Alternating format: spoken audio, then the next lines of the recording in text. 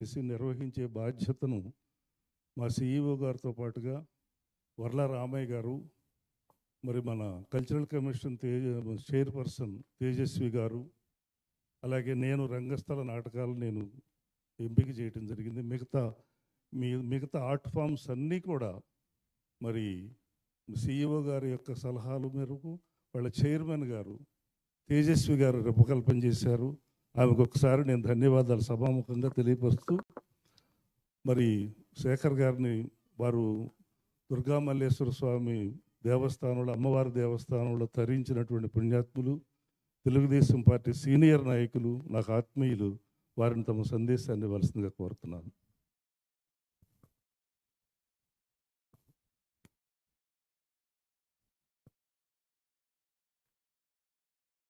దసరా మహోత్సవాల సందర్భంగా గతంలో ఎన్నడూ లేనటువంటి విధంగా గౌరవనీయులు ఆంధ్రప్రదేశ్ ముఖ్యమంత్రి నారా చంద్రబాబు నాయుడు గారి యొక్క ఆధ్వర్యంలో లోకేష్ గారు, పవన్ కళ్యాణ్ గారు, కందుల దుర్గేష్ గారి యొక్క సహకారంతో ఈనాడు విజయవాడలో జరుగుతున్నటువంటి కార్యక్రమాలు గతంలో ఎన్నడూ కని విని ఎరగనట్లుగా జరుగుతూ ఉన్నాయి. చాలా సంతోషకరమైనటువంటి విషయం ఏంటంటే, ఇక్కడ చాలామంది చిన్నారులను చూస్తే చాలా ముచ్చటేస్తుంది. ఈరోజు ప్రతి తల్లిదండ్రులు కూడా వాళ్ళ పిల్లల్ని చిన్నప్పటి నుంచి ఐఐటి కోచింగ్, ఆ కోచింగ్లు అని చెప్పేసి అని ఇంజనీర్ అవ్వాలి, డాక్టర్లు అవ్వాలని తపన పడుతూ చేసేటువంటి పరిస్థితులు. కానీ ఇక్కడ ఉన్నటువంటి తల్లిదండ్రులకి ముందుగా నేను నా యొక్క అభినందనలు తెలియజేసుకుంటూ చిన్నారుల్ని ఆశీర్వదిస్తున్నాను. పూర్వం మా చిన్నతనంలో గ్రామాల్లో నాటికలు, నాటకాలు, తోలుబొమ్మలాటలు ఇటువంటివన్నీ కూడా ఎక్కువగా ఆ రోజుల్లో జరిగేవి. ఒక నాటకం వేయాలంటే ఒక నెల రోజులు ఆ కళాకారులందరూ రిహార్సల్స్ చేసి ఒకరోజు ఆ కార్యక్రమం పెట్టుకుంటే తెల్లవార్లు కూడా గ్రామాల్లో, చుట్టుపక్కల గ్రామాల్లో ఉన్నటువంటి ప్రజానికం అంతా కూడా వచ్చి చూసి ఆనందించి కళలను ప్రోత్సహించినటువంటి సందర్భం. పూర్వం రాజుల కాలంలో రాజులు కళలను పోషించేవారు. అలాగే ఇప్పుడు ప్రభుత్వాలు ప్రజాస్వామ్య దీంట్లోకి వచ్చేసిన తర్వాత ప్రభుత్వాలు పోషించే సందర్భంలో నారా చంద్రబాబు నాయుడు గారు ఒక అడుగు ముందుకేసి ప్రపంచంలోనే ఉన్నతమైన స్థాయిలో ఉంచాలి మన రాష్ట్రాన్ని అన్ని రంగాల్లో అనే దాంట్లో ఏదైతే సోదరులు గుమ్మడి గోపాలకృష్ణ గారిని ఈ నాటక కళా పరిషత్కి చైర్మన్గా నియమించి వారి ఆధ్వర్యంలో ముందుకు వెళ్తున్నటువంటి సందర్భం. ఇక్కడ నా చిన్నతనంలో చూసుకున్నట్లయితే ఇదే తుమ్మలపల్లి కళాక్షేత్రంలో కూడా అనేక కార్యక్రమాల్ని మేము చిన్నప్పటి నుంచి కూడా చూసినటువంటి వాళ్ళం. ఒక కర్ణాటి లక్ష్మీనరసింహ గారు కానీ, మిక్కిలినేని రాధాకృష్ణమూర్తి గారు, ఆచంట గోపాల రత్ననాయుడు, తర్వాత ఏవి సుబ్బారావు తెనాల్లో ఉండేటువంటి వారు, వారి అబ్బాయి నాకు ఫ్రెండు. అటువంటి ఎంతో మంది కళాకారులు జీవితం మొత్తం కూడా దారపోసినటువంటి మహామహులు. ఈరోజు ఇక్కడ అమ్మవారి ఆశీస్సులతో మీరందరూ కూడా ఈ కార్యక్రమంలో పాల్గొనటం, రాబోయే రోజుల్లో కేశినేని చిన్ని గారి ఆధ్వర్యంలో ఈరోజు ఈ సంవత్సరం బిగినైంది. అనేకమైనటువంటి విస్తృతమైనటువంటి కార్యక్రమాలు తీసుకుంటూ ప్రపంచంలో మైసూరు కన్నా మించి ఒక గుర్తింపు తీసుకురావాలని రాష్ట్రం నుంచి కేంద్రం వరకు కూడా ఉన్నటువంటి ముఖ్యమైన ఈ చంద్రబాబు నాయుడు గారితో కాకుండా ఈరోజు ఉపరాష్ట్రపతి గారు ఈ కార్యక్రమాల్లో పాల్గొంటా ఉన్నారు మన విజయవాడలో. అలాగే కేంద్ర మంత్రులు రోజుకు ఒకళ్ళు చొప్పున కేంద్ర మంత్రులు వస్తూ ఉన్నారు, గవర్నర్లు పాల్గొంటా ఉన్నారు.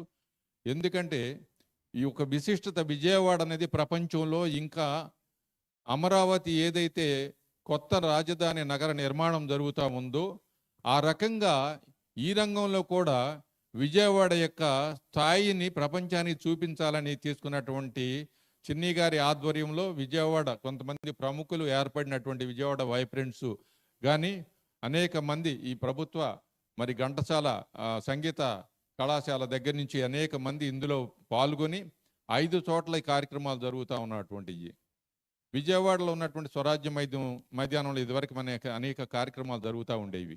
అక్కడ ఇప్పుడు అంబేద్కర్ గారి విగ్రహం పెట్టడం ద్వారా రాజ్యాంగ మన పితామహుడు మనందరికీ మనం గౌరవించేటువంటి ఆయన్ని, ఆ సందర్భంలో గొల్లపూళ్ళు అన్నటువంటి దేవాలయానికి సంబంధించినటువంటి ఆస్తుల్ని ప్రభుత్వం వారి యొక్క సహకారంతో రాబోయే రోజుల్లో అనేక కార్యక్రమాలు నిర్వహించాలని చెప్పేసి అనే ఉద్దేశంతో అక్కడ కూడా ఒక ఎగ్జిబిషన్ గ్రౌండ్ని ఈ 6 రోజులు కూడా ఏర్పాటు చేయడానికి సన్నాహాలు తీసుకుని భారీ ఎత్తున జరుగుతూ ఉన్నటువంటి సందర్భంలో ఈ చిన్నారుల్ని చూస్తే చాలా ఆనందంగా ఉంది.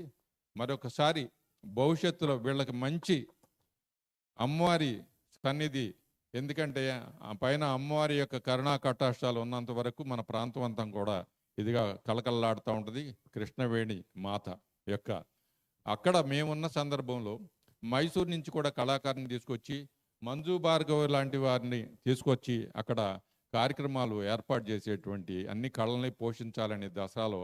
అట్లాగే ఈరోజు చాలా సంతోషకరమైన విషయం ఏంటంటే మనం ఎలాగా ఈరోజు ఈ పిల్లలు చూస్తే ఎదుగుందో ప్రపంచంలో ఉన్నటువంటి వేరు దేశాలలో ఉన్నటువంటి తల్లిదండ్రులు కూడా వాళ్ళ పిల్లల్ని అక్కడ ఈ డ్యాన్సు నృత్య కార్యక్రమాలు నేర్పుతూ వాళ్ళని తీసుకొచ్చి అమ్మవారి సన్నిధిలో వాళ్ళతో డ్యాన్స్ చేయించడం ద్వారా జన్మ తరిస్తుందని అనేక మంది వచ్చి దసరా ఉత్సవాల్లో వాళ్ళందరూ కూడా పాల్గొంటూ తర్వాత రోజుల్లో కూడా నిత్యం కూడా పైన రోజు కార్యక్రమాలు జరుగుతూ ఉన్నాయి.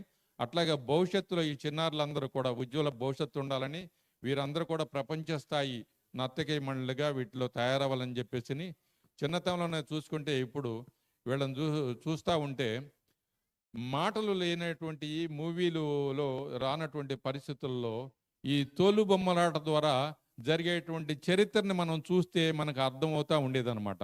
అటువంటి యొక్క మరి తోలు బొమ్మలాటని ఇక్కడ ఏర్పాటు చేయడం కూడా చాలా సంతోషంగా తెలియపరుచుకుంటూ మరొకసారి తల్లిదండ్రులకి అభినందనలు తెలియజేసుకుంటూ పిల్లలకి ఆశీర్వాదాలు అందజేస్తూ దుర్గమ్మ వారి యొక్క ఆశీస్సులు మీ అందరికీ కూడా ఎల్లప్పుడూ ఉంటాయని చెప్పి తెలియజేసుకుంటూ, ముఖ్యంగా ఈ నిర్వాహకుల్ని అన్న కళాకారుడు కానే కాకుండా ప్రజా ఉద్యమంలో కూడా ముందున్నటువంటి వ్యక్తిగా మా బాలకోటయ్య గారి గురించి మీకు చెప్పేది ఉంది. ఈరోజు ప్రపంచం అంతా కూడా ఒక గళం వినిపించే దానికి మేధావులు సైతం మౌనంగా కూర్చున్న రోజున ఆయన బలంగా గత 5 సంవత్సరాలు కూడా ప్రజల యొక్క వాణిని ఏమాత్రం కూడా భయపడకుండా నిర్భయంగా తన వాయిస్ని ఇచ్చినటువంటి బాలకోటయ్య గారు కానీ మన కార్యనిర్వాహకులు కానీ వాళ్ళందరి సమక్షంలో నాకు ఈ అవకాశం కల్పించినందుకు నిర్వాహకులకి మరొకసారి ధన్యవాదాలు తెలియజేసుకుంటూ సెలవు తీసుకుంటున్నాను. నమస్కారం. చాలా సంతోషం సార్.